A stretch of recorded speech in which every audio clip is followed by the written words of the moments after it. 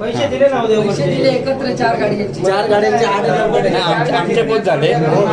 काय सांगतात माहिती अहो येऊन तुम्ही आळा मारलात ना आम्ही काय खाऊ नाही आम्ही आळा मारू केला हो या फक्त अशी भाषा यांची आहे. काय तालुका अध्यक्ष होत ना कोणतरी देवगड आपले कुडाळचे यांची भाषा ही आमच्यासोबत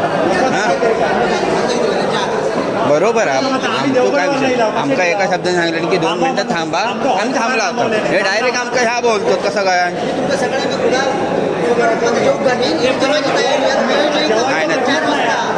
तो विषयच नाही हो तुमचा काही एक विषय नाही. बरोबर आहे. मी आताच ती रेकॉर्डिंग बघितलं त्याच्यामध्ये जे बोलणं चाललेलं आहे ते भाड्याच्या गाड्यांबद्दल चाललेलं आहे. कोणी भाड्याने माणसं आणलेली नाही आहेत.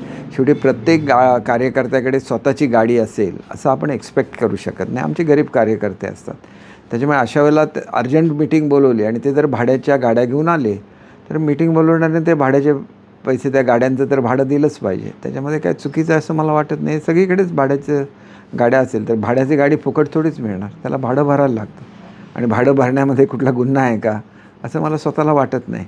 उगाच कुठल्या लहान लहान गोष्टी काय घ्यायच्या आणि त्याचे इश्यू करायचे हे योग्य नाही असं मला वाटतं. एबीपी माझा उघडा डोळे बघा नीट.